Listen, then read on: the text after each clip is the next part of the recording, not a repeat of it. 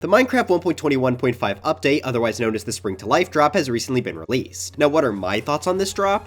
I mean, it's kinda cool. Yeah, in my opinion at least, this isn't the most impressive drop in the world, but it is decent. A lot of this update has to do with the ambience of the game in general, which is obviously nice, but not really something that can get people super excited. Still though, they did add a surprising amount of features here, and with so many features, some are bound to be worse than others, so today I thought it'd be fun to rank every new feature in the Spring to Life drop from the worst to the best. Now what am I going to be judging these features on? Well, if you've seen my previous update rankings, it'll be the same criteria. We'll be judging these based on how much I like them for Minecraft Java Survival. Any features that don't affect survival mode won't be included. I'm sorry, test vlog fans. I also won't be including the new textures that Spawn Eggs got, since again, those are creative mode exclusive features. I wanted to bring them up though because I've gotten a bunch of requests to make a video ranking them, and I think I will at some point. Now yes, a lot of people have already done this, but We don't talk about that. anyway, speaking of texture changes, I was a lot more lenient than I normally am with features to include in the list this time around. Generally, I avoid really small stuff like texture tweaks, but since that's kind of the whole idea for this update, I thought, why not throw them in? Finally, I will group a few features together in the same spot if they're similar enough, though there's not too many cases of that in this video. So if you enjoyed this, please make sure to leave a like, subscribe to the channel, and let's jump right in. Kicking us off with the worst change of the drop, we have 22, the Zombified Piglin nerf. Realistically, this is the only change that could be taken negatively, so it had to be placing as the worst. Have you literally ever constructed a gold farm? No. You're really making this hard on me. Well, basically, if you have, there's a good chance they won't work anymore, at least not to the same extent. Essentially, how gold farms generally worked, you would hit a zombified piglin to anger it, and it'd cause all of the others in the area to rush after you, leading them into a death trap. Now, there was a bug in the code that would make the game think the player was involved in the death of the piglin if they were angry, even if the player never actually touched them. That meant that every piglin would drop not only XP, but also gold ingots and swords, which are supposed to require a player to kill them to drop it. As you may expect by this entry, this update patched this glitch after many years of it being in the game, so now you can only get gold nuggets and rotten flesh from farms like this. I'm sure this is absolutely devastating to the gold farm community. Until you realize you can make a few minor adjustments so the player hits them instead and the farm works just fine. Yeah, so really this nerf just made gold farms a bit more annoying to set up and AFK at since it needs an auto clicker now. I'm not heartbroken over this change, but it's definitely the worst one of the drops since it just makes the game a bit more tedious. I understand the need to balance things, but also I play Steve in Smash Bros. I like things being overpowered.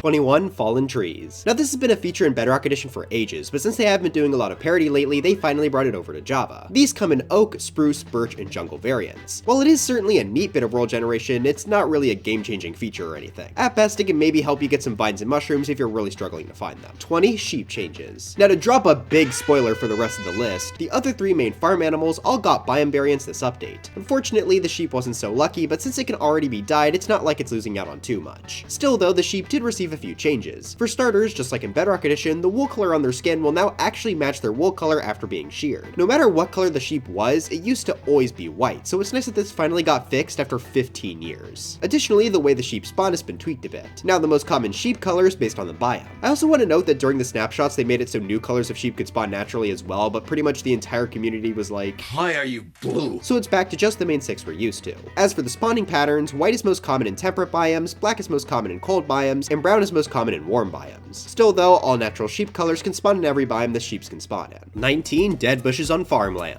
You can now put dead bushes on farmland. Wow, how amazing and interesting too. Genuinely, I didn't even know you could place most plants on farmland until reading this in the patch notes. I don't know how long this could be done for, but you learn something new every day. Dead bushes are now also on that list, so if you ever need the hyper-specific detail in a build, that's now possible. 18, Wolf sound variation. Now I'm not going to include every minor sound change from the update, but I thought this was cool enough to be worth a mention. Sorry fans of the new iron block placing sound.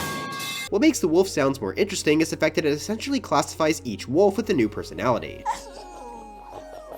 There are 7 different sets of sounds a wolf can be born with, being classic, big, cute, puglin, angry, grumpy, and sad. What I like about this is the fact that these personalities are completely different from the wolf's biome variation, so you can get, say, a classic wolf with any of the 7 personalities. Looks like I got a sad one. That means if you take into account the 9 biome variations, there are technically 63 different wolf types you can find now, which I think is cool to make each wolf a bit more special. Though realistically, this doesn't really change gameplay since it's just a sound thing, so I had to place it low on the list even if I like it. 17, Camels spawn in deserts.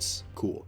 Previously, the only way to get camels was from desert villages, but now camels can just spawn in deserts without the structure. It's pretty weird that they weren't already like that, but I'll be honest, I don't care much about the camel, so this doesn't really affect me. Its jump is still funny though. 16, Bundle spawn in villages. Cool. Previously, the only way to get bundles was to craft them, but I think putting them in village chests is better to introduce the concept to the player. It's not like this is a groundbreaking change, but it'll be nice for the start of Worlds. Plus, bundles are more important than camels, so it got the edge here. 15 bushes. Finally, we got our first wholly new feature of the video, a slightly different short grass. So here's the thing, I like to think I'm at least a decent builder, but I am terrible at any sort of natural plant life, so the bush here isn't that exciting for me. The other plants are a lot higher on the list, but for this one, it's just so similar to grass that I don't think I'll use it too much. Professional builders I'm sure love having even small variations like this, but unlike the other plants in the update, I just don't see this one being as helpful. Pretty much anything the bush can do, you could get away with using short grass. The bush may look nicer, which is why I'm still happy it's here, it's just not a feature that sparks much excitement for me. 14 leaf particles. The last drop introduced the pale oak trees, and they had a unique property to drop down leaf particles, which really help with the ambience of the biome. Now in the Spring to Life updates, all of the leaf blocks have a chance of having these particles. I think this small little animation might help bring builds and biomes to life a little bit better. Obviously it's not a huge change, so it can't be much higher, but I do think I'll get more use out of it than the new bush block. Alright, now here's where the ranking might get a slight bit controversial. I do not care for the new mob skins. What? Alright, that's a bit harsh. I don't dislike them, I just don't really feel anything towards them. Sure, they had a bit more variation into the world, but honestly that's not something I was looking too much for. If they had gameplay changes between biomes, that would be different, because I quite like the husk and straight, for example. But since they're almost exactly the same with just texture differences, this isn't the most exciting thing for me personally. But how do the mobs stack up against each other? Well, my least favorite is 13, the pigs. Each of these mobs got 2 recolors, one for warm biomes and one for cold. And obviously the original is still around in separate biomes. Of these two, I definitely prefer the orange of the warm pig. The fluffiness of the cold one just doesn't really work for me. Next up is 12, the cow. I think this guy's just a bit more consistent than the pigs, as I like both the cold and warm variants here. Slight edge to the warm one though. I should also note that both the original cow and mushroom got a slight texture change in this patch as well. This is what the cow used to look like, and the new one,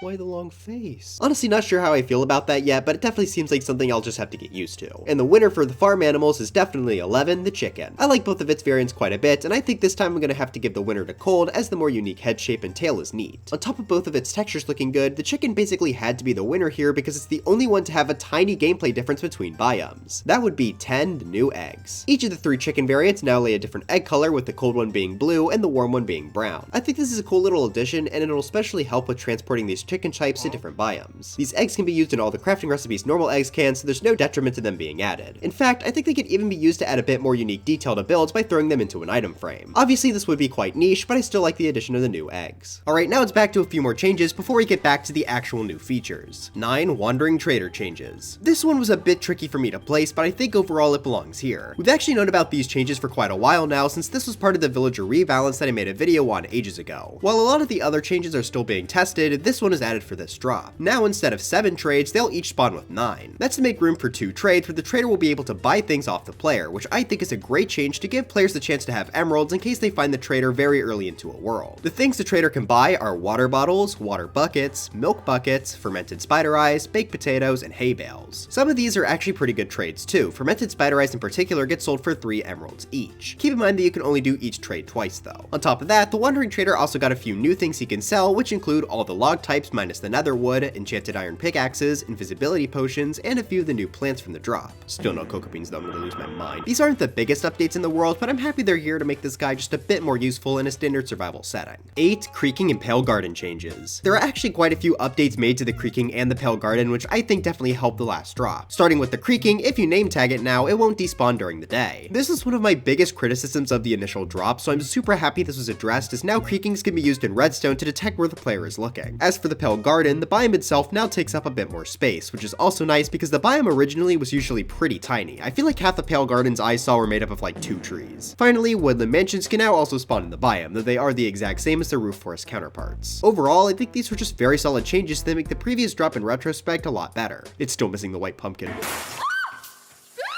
7 Lodestone changes. I think this change is actually pretty huge. If you didn't know, the lodestone was originally crafted using 8 chiseled stone bricks and a netherite ingot. Yeah, safe to say that's a bit much. Sure, they could spawn in bastion chests, but not commonly enough to make up for that atrocious crafting recipe. That was a huge shame too, because lodestones are actually a really nice looking block, especially for making floors. Well, luckily for us, this update finally changed the recipe to replace a netherite ingot with iron. This makes them so much easier to build with, and I'm really looking forward to using them now that it's actually financially possible. And on top of that, lodestones can also now spawn in ruined portal chests. Not really a huge change, but hey, I'll take it. 6 cartographer changes. This is our other villager to get updated this drop, and I think its changes are a bit more interesting than the Wandering Trader. Now cartographers can trade a lot more explorer maps. They now have jungle temple maps, witch hut maps, and maps for every type of village. The maps they trade are based on the biome of the cartographer, so it's important to keep that in mind before trading. Now at first that may seem kinda cool, but not that impressive. I mean, who wants to go to a witch hut? Oh boy, I can't wait to get a cauldron. Well, think about it more like the cartographer villager is giving you maps to biomes instead. While jungle temples may not be the most exciting things, jungles are very helpful for giving us access to bamboo, cocoa beans, etc. This will especially be helpful when the other villager trades are updated to be based on biomes as well, since you'll need a swamp villager to get mending. This should save a ton of time exploring. Now yes, you could technically cheat and use the locate biome command, but for a world where you don't have command access, this is going to be great.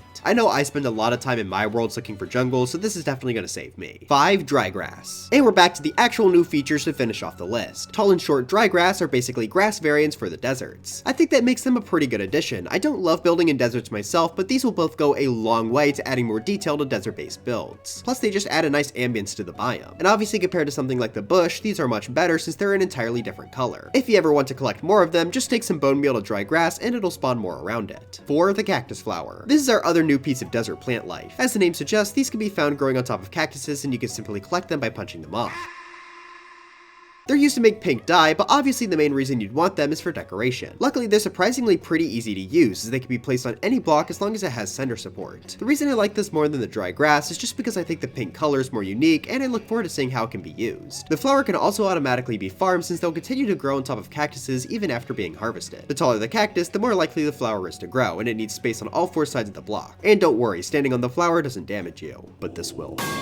3. Leaf litter. These can be found in forests, and I'm really happy they decided to add them. This will go a long way in adding detail to a ton of builds, especially those that are supposed to be in a fall setting. You can actually control how many leaves are placed into a block, just like the pink petals. Up to 4 leaf litters can take up a single space, and you can even control which corner it starts in, so you have a ton of customization with this. In addition to its building capabilities, the leaf litter can also be used as fuel for furnaces. Each one smelts half an item, but since you get a ton of these extremely quickly, I think this is actually a very solid fuel source at the start of the game. However, that does bring me to a bit of criticism. I really don't love how much they spawn in forests. Now the floor is just messy to look at, and while I get this is probably more realistic, I just don't love how it looks personally. I wish they would maybe tone it back just a little bit. Oh yeah, and if you ever want to get more leaf litters, you can always smelt a leaf block. 2. Wildflowers. This is another new block similar to the leaf litter that can be placed up to 4 times in one block. I think I like these just a bit more though. Not only will the small yellow and white flowers be great for detailing builds, but they also look great in the birch forest where they spawn. Wildflowers can also be used to craft yellow dye, and since they can be bone mealed, that makes this a really quick source. I really hope they add more small flowers like this for different colors. I think they're a great detailing tool. But as for my favorite new feature, we have 1. The firefly bush. After years of people angrily ranting to Mojang for removing fireflies in the 1.19 update, they finally got their chance to shine here. This time, instead of being a mob, they're particle effects attached to a bush, which can be found in several of the game's biomes. Now to be honest, I kinda think the bush is a bit ugly. However, the particle effects are not, and they add a ton of life to anywhere they're placed. That's also made even better by the fact that these firefly particle effects still spawn even if the bush is completely enclosed by blocks. So even though I don't love how the bush itself looks, it doesn't really matter since I can hide it underground to get the same effect. I know that I will personally be using this a ton in the future. I've been really appreciating when builds have more animation lately, as it makes them feel so much more alive. The firefly bush is definitely pretty simple, but something I think will go a long way to make builds look even better. So that's why I believe the firefly bush is the best new feature in the Spring to Life drop. But anyways, that's it for this video. Are you mad it didn't mention the lodestone advancement switching to the adventure tab instead of the nether tab? Let me know in the comments. This drop was certainly a bit less exciting than the Garden Awakens for me, but I do appreciate the decent number of small tweaks this had on top of the new features. At least the new drop they showed at Minecraft Live looks pretty interesting with the happy gas. Also be prepared for no new video next weekend, but I'll likely upload a reaction to the new Mario game they'll definitely announce on Wednesday. But before I go, I've got to thank my members, being The Chicken Man, Shrugface2Woo, Maidzio2, Nuclear, Sethis Sun Villano, Wyatt Derpy, KidTrunks15, Caddy Shroom, Miss Jades a Lot, Draco Star, Enchanted Skull, Yanni the Duck, SMA, B Major 2003, Arson the Raboot, Sir Musty, Belandor, Puggles Are Fun, Trader Mo, Diluted Colors, Cinder CC, Jade Avery, Pronto Clone, Dicky Reiki, SJ100, Ungenio TM, CW McCain, Tibby, JubeTube Z, Tesseract, Mr. McMahon 5702, Hippopotamus, Jameson Pageson, Wilbur, Golden Sandstash 15, Z Frost, Stuffy Ant, Justex, Concanat Keep, and Christian Flattery Sequel Edition. But anyways, dry bones for Smash, and I'll see you guys next time.